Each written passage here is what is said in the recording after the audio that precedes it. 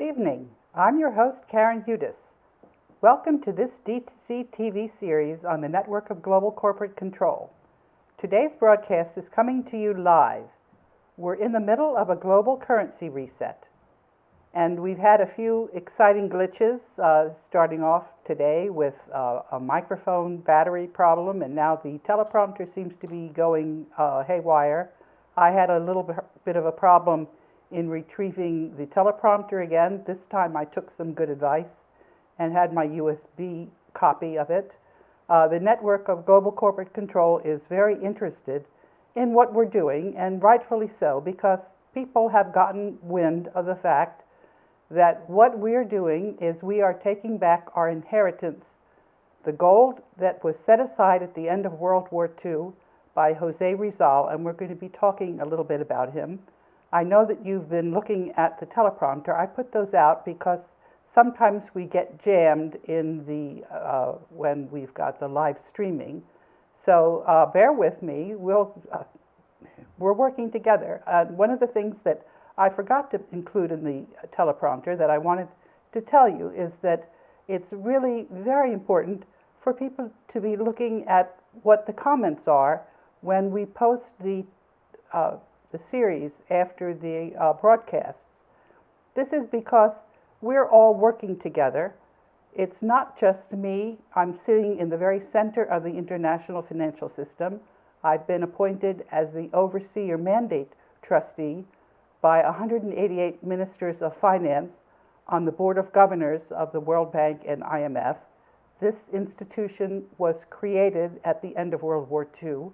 So after 50 years, when the gold went into hiding, this group would be able to stand up against the network of global corporate control.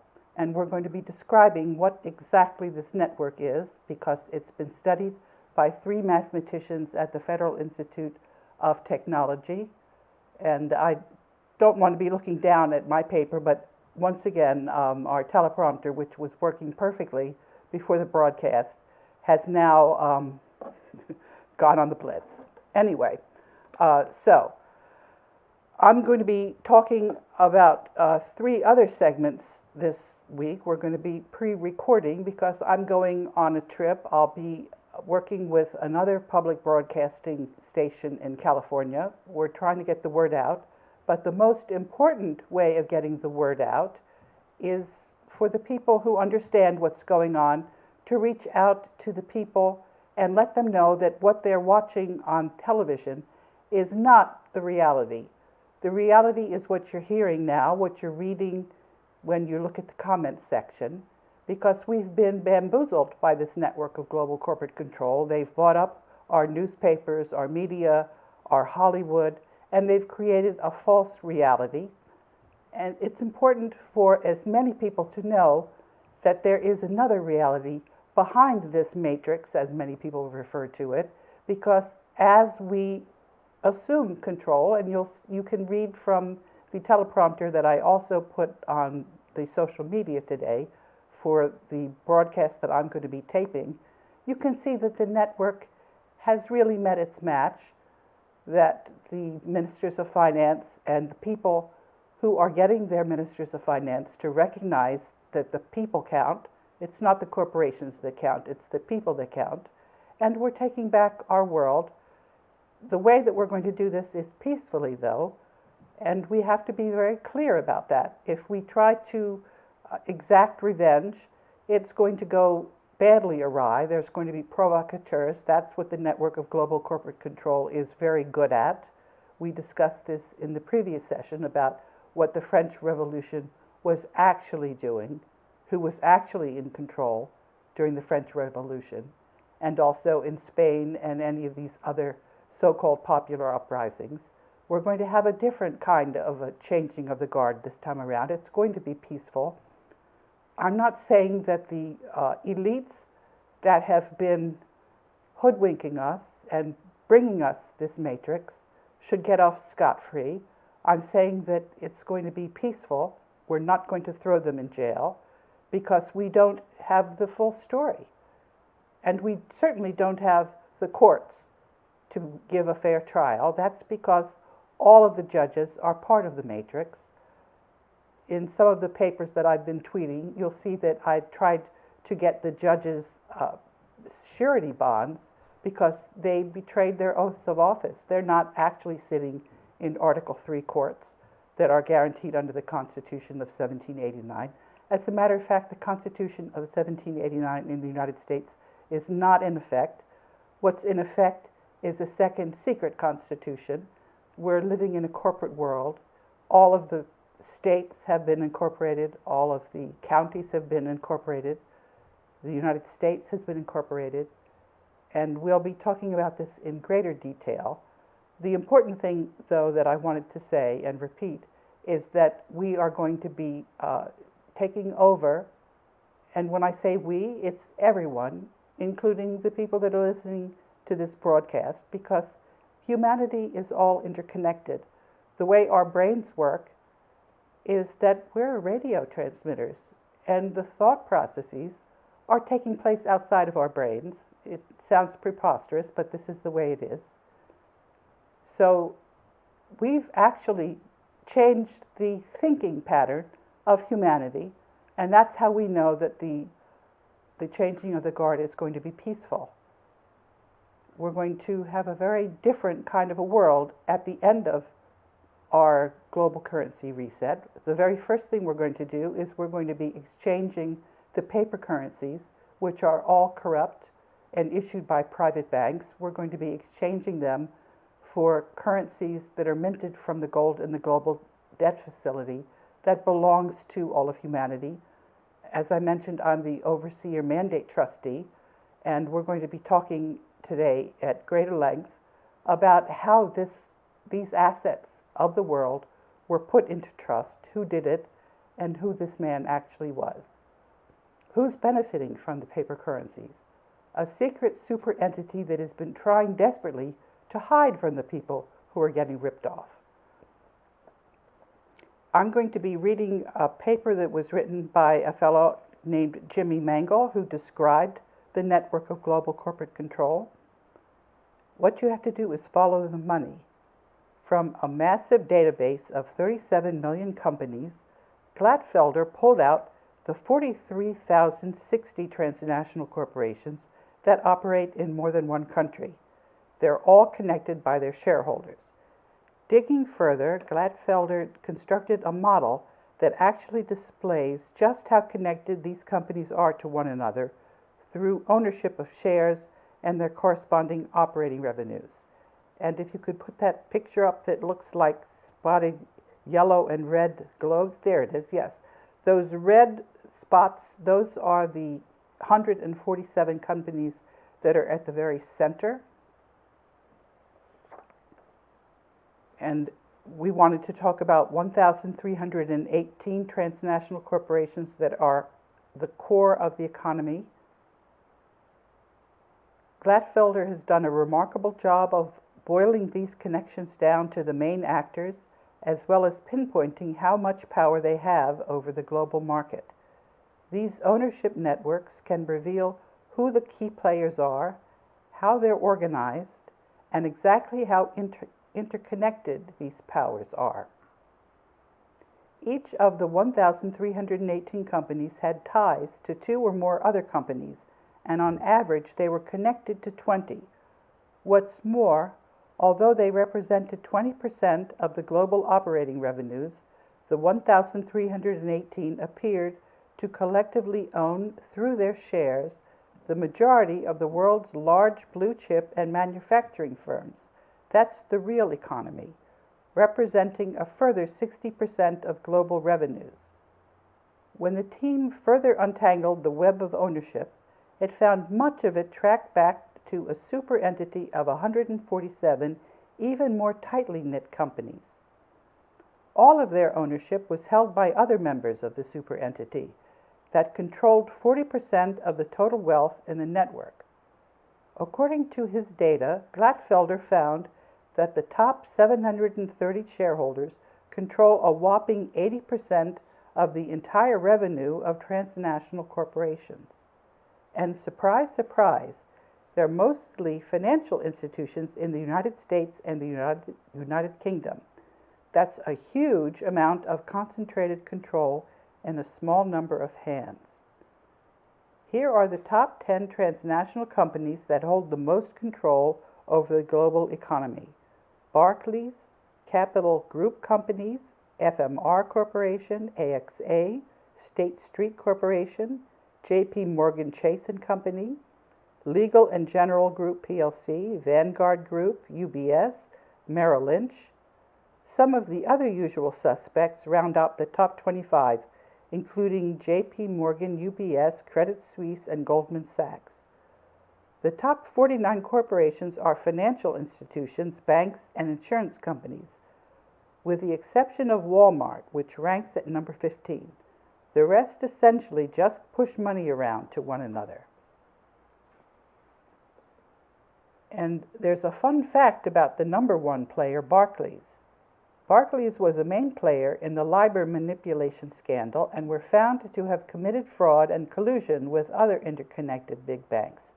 They were fined $200 million by the Commodity Futures Trading Commission, $160 million by the U.S. Department of Justice, and £59.5 million by the Financial Services Authority for attempted manipulation of the LIBOR and Euribor rates. Despite their crimes, Barclays still paid $61,781,950 in bonuses, including a whopping $27,371,750 to investment banking head Rich Ritchie. And yes, that's actually his real name. These are the guys that think they run the world. It's essentially the too big to fail argument laid out in scientific setting, only instead of just the U.S. banks, we're talking about an international cabal of banks and financial institutions so intertwined that they pose a serious threat to global economies. And instead of too big to fail, we're looking at too connected to fail. Glatfelter contends that a high degree of interconnectivity can be bad for stability because stress can spread through the system like an epidemic. Industrialist Henry Ford once said, "It's well enough that people of the nation do not understand our banking and money system, for if they did, I believe there would be a revolution before tomorrow morning." It's one thing to have suspicions that someone is working behind the scenes to control the world's money supply, and it's quite another to have scientific evidence that clearly supports it. Let's talk about the global debt facility. Last week we discussed France and French royalty, and we found out that the youngest son of the French royalty came to the United States, and his descendants are still living here. Most of the people who are mainly paying attention to the mainstream media are like sleepwalkers. They are clueless about the actual reality. What you're listening to, this is reality. And the fact that you're not going to hear any of this in the mainstream media, which is bought and paid for by the network of global corporate control, is a proof. It's a form of proof to show you that reality is far different. We also talked in an earlier episode about how the ancient history has been systematically misrepresented, and this is in a website that's run by Moscow State University. This is showing us that there is a distinct reality which is very different from what these bankers would have you believe.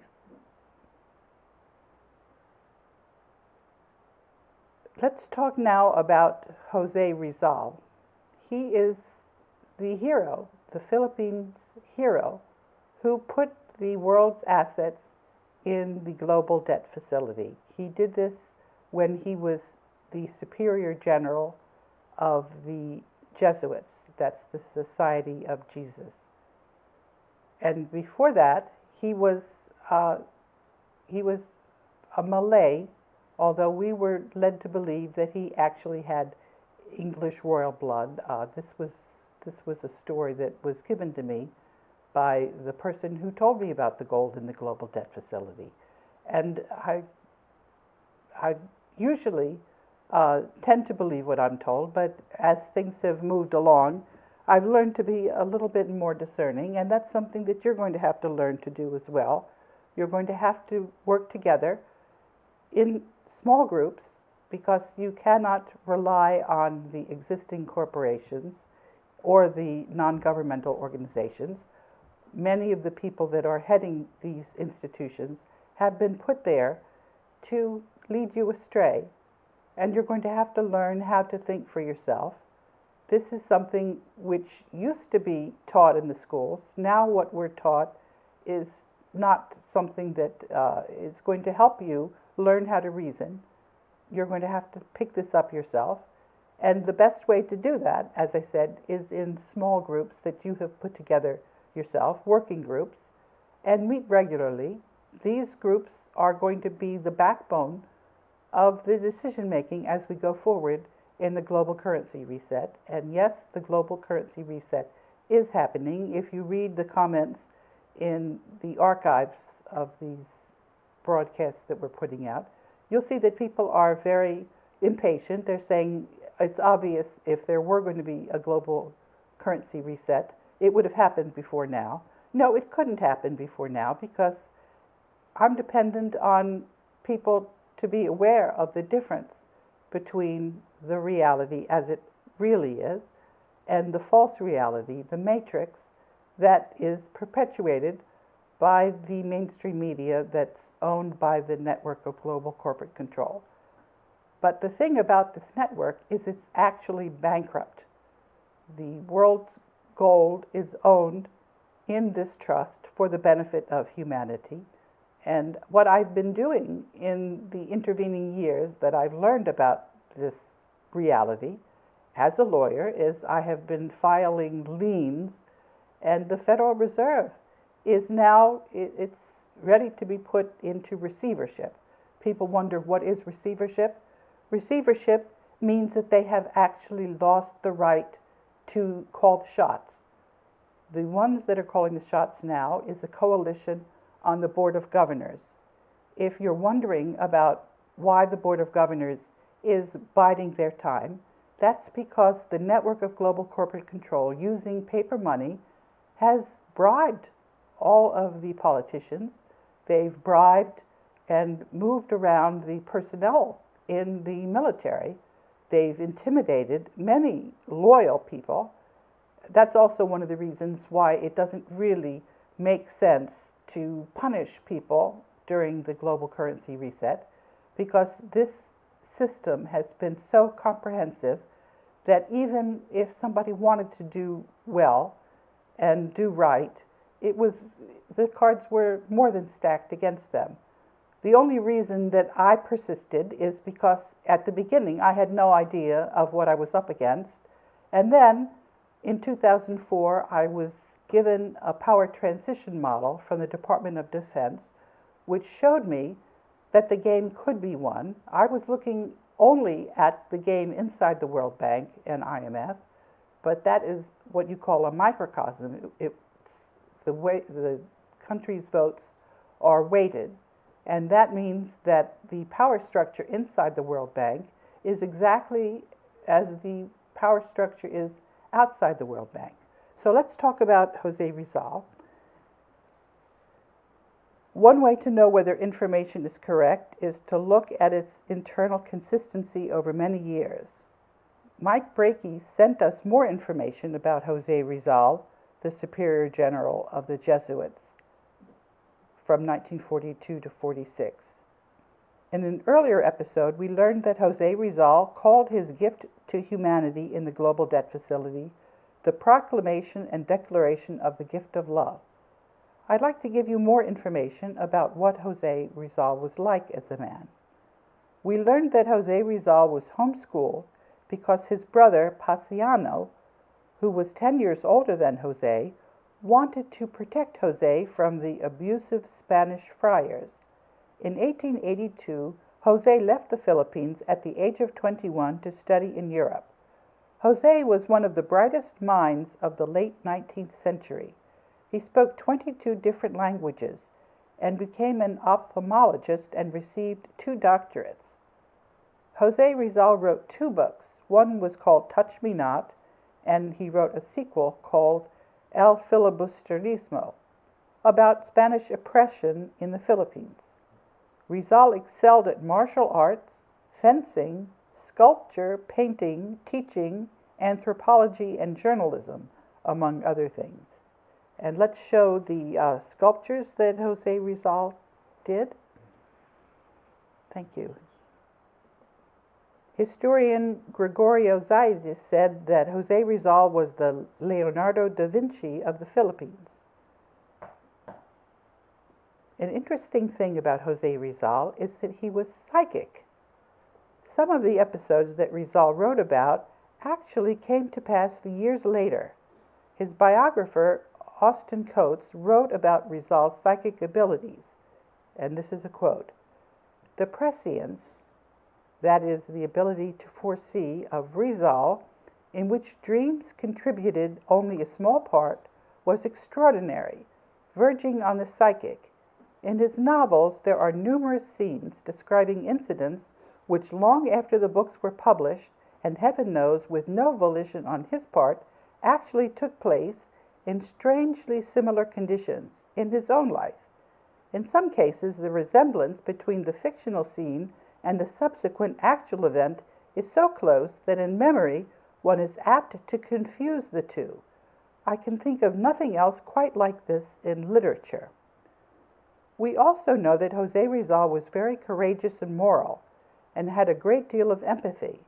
We can see all of these traits by the words he wrote about why he was going back to the Philippines after the Spanish government was so outraged by the books he wrote about Spanish colonial rule. And this is from a letter that Jose Rizal wrote. "The step that I have taken, or am about to take, is without doubt very hazardous, and I need not say that I have pondered over it a great deal. I realize that almost everyone is opposed to it, but I realize also that almost no one knows what is going on in my heart. I cannot live knowing that many are suffering unjust persecutions on my account. I cannot live seeing my brother, my sisters, and their numerous families persecuted like criminals." So now our job is to get ready for Jose Rizal's gift to us. Here we are after the 50 years of sequestration. That's another word for hiding. When the assets in the global debt facility can come out for the benefit of humanity. As you recall, the reason that these assets were put into sequestration was because of the statute of limitations. And if you can put that cartoon up, that's a Roman concept which shows that people who claim that they have the right to something and are not able to prove their claim within 50 years lose their claim. This means that every claim that you see about the assets in the global debt facility is false, because nobody has the right to these assets anymore. They belong to humanity, and it's up to the Board of Governors of the World Bank and IMF to decide what to do with these assets. And they have already decided. They're taking the gold and they're putting it into the currencies. It's going to take a while to mint these currencies. That means that we're going to have treasury dollars or treasury currency from the other countries issued in replacement of the currency, the paper currency, that is now being issued by the banks that are members of the Bank for International Settlements. All of these banks in the BIS are insolvent because of the Treaty of Versailles bonds that were issued in the 1930s, and where the interest has compounded. They're now worth over $2 quadrillion. That means when you're paying income taxes to service country debt, this is just a big scam. And that's going to end. People are asking also whether there's going to be something called prosperity funds. They're asking whether there's going to be a revalue of some of the dinars and other currencies. No, everything that you're hearing from those scoundrels is false. And you have to learn to be discerning. Don't just keep writing me questions because you haven't read anything. You have to start to learn to think for yourself, because nobody in the World Bank or IMF is going to tell you how to run your country. You're going to have to figure this out, and you're going to have to start figuring out how you're going to figure this out. And the other thing, the very important thing that you ought to be doing, is you ought to be issuing local currencies in your local villages and towns. This is every bit as important, if not more important, than the Aurum. That's what we call the currency that's coming from the global debt facility. One of the other stories that you're reading about in these newspapers is that Christine Lagarde was reappointed by the IMF. That is simply not true. She was fired. She was fired because she signed an agreement with the Vatican with no authority. The World Bank and IMF are not run by the Secretariat, by the people inside that organization. They're managed and controlled and run by the Board of Governors and the Board of Executive Directors. And the people on the Board of Executive Directors who were representing the United States were fired for breaking the Articles of Agreement. That happened on the 8th of January. That meant that Christine Lagarde did not have the votes for her reappointment. She was not reappointed. No matter what you read, it's false. You can see from the teleprompter that I sent out that there's a warrant for my arrest that was issued under false pretenses. The man, Badre, who sent that out, is not in charge. It's the Board of Governors that's in charge. So we're going to see whether I'm arrested. I doubt very seriously that I'm arrested. One of the charges was that I was giving misinformation in 2007 about the global debt facility. I didn't know anything about the global debt facility in 2007.